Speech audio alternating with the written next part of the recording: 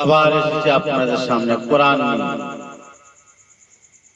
কোরআনে মাহফিল, জাতি বর্ণ নির্বিশেষে কোরআনে মাহফিল।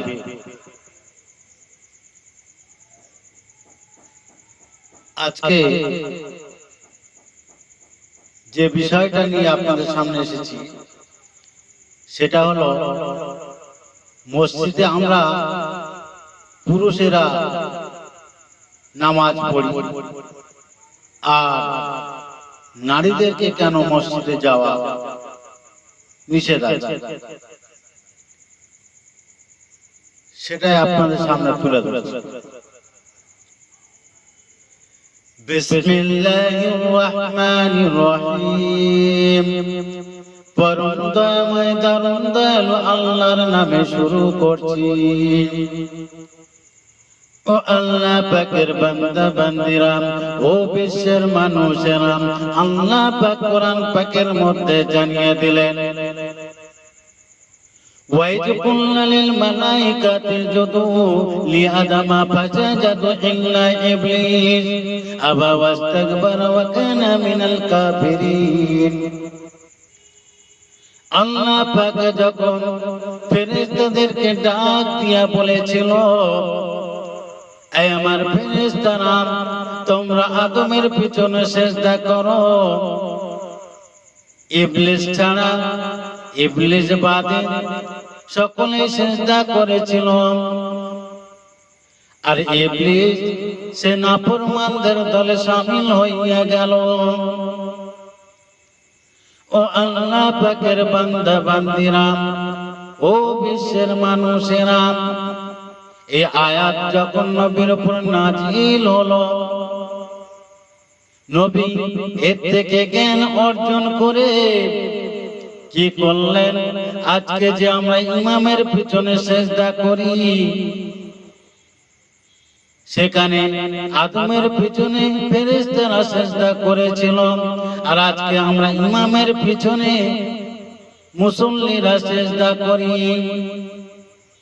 কোরআন থেকে মিলিয়ে নিন। এই জ্ঞান আল্লাহ পাক নবীকে দিয়েছিল।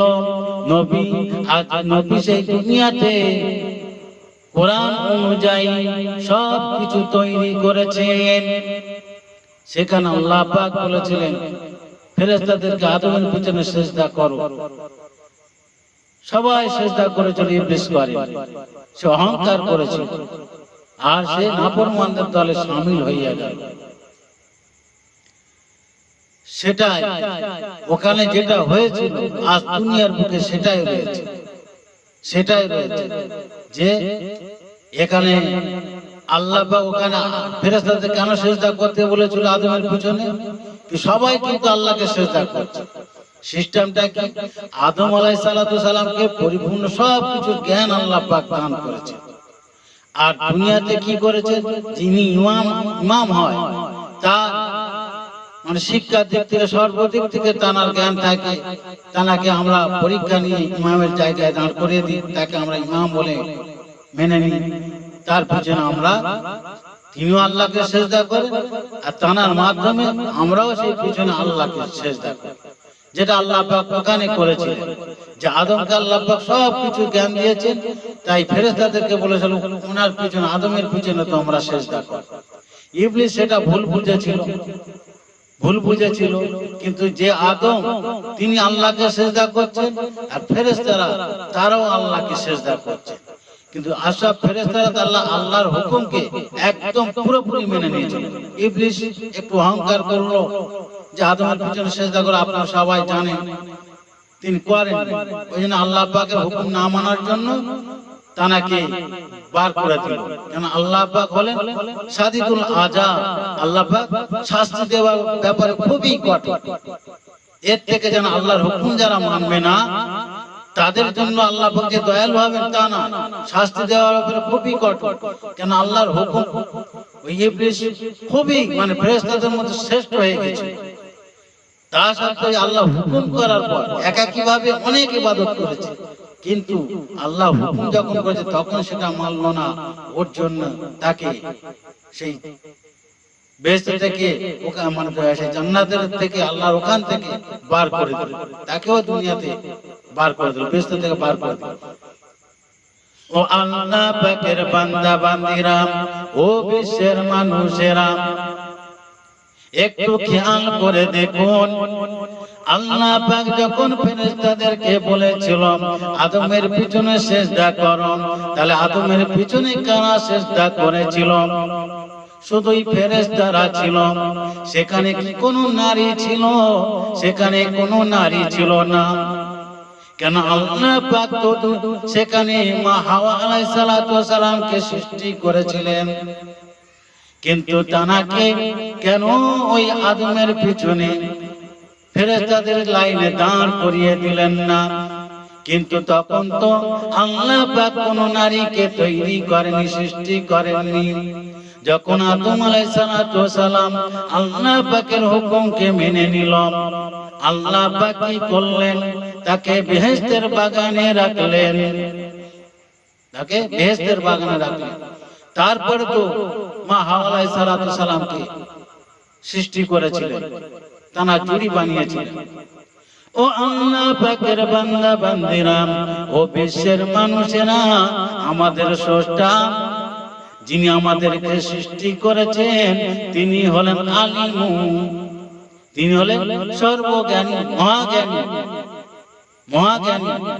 তিনি সেখানে কোন নারীদেরকে রাখলেন না। এর থেকে যারা আমরা মুরব্বী আছি, কেন আল্লাহ পাক সেখানে নারীদেরকে রাখলেন না? আল্লাহ তো জানে দুনিয়াতে আমি দুনিয়া পৃথিবী সৃষ্টি করেছি, সেখানে এই মানুষদেরকে পাঠাবো আমার ইবাদত করার জন্য।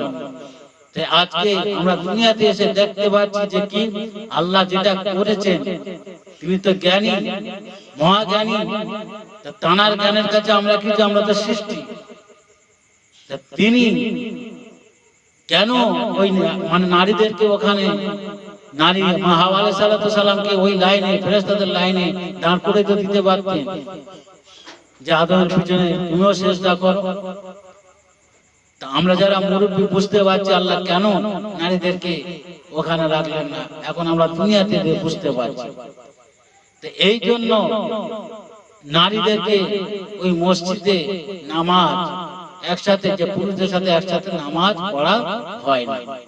এর থেকে জ্ঞান অর্জন করে সেখানে আল্লাহ পাক যে সিস্টেমে মানে নামাজ আদায় করতে বলেছেন, আজকে আমরা সেখানে এখানে মসজিদে তাই করি। পুরোপুরি ঈদের সময় তুই ঈদে দেখবেন যে আল্লাহ যে হুকুমটা ওখানে করেছে সেটা এই দুনিয়ার মধ্যে চালু রয়েছে। তা আল্লাহ পাক যে নবীকে শ্রেষ্ঠ নবী করে পাঠিয়েছেন, সব নবী তো আল্লাহর হুকুম মেনেছেন, কিন্তু শ্রেষ্ঠ নবী তিনি কি করলেন? যে খেলার মধ্যে একটা চ্যাম্পিয়ন হয়, একজন ম্যান অফ দ্য ম্যান হন। তাই নবীজি আল্লাহ পাকে বিধান দিয়ে পরীক্ষা করেছেন, বিধান অনুযায়ী তিনি কি করেছেন? আল্লাহ যে উদ্দেশ্য করে দুনিয়া সৃষ্টি করেছে সেই উদ্দেশ্য সমাধান করেছেন তিনি, এই জন্য তিনি শ্রেষ্ঠ হয়েছেন। আল্লাহ পাক আমাদেরকে শোনা ও জানার চেয়ে বেশি বেশি করে আমল করার তৌফিক দান করুন। আমিন। আসসালামু আলাইকুম।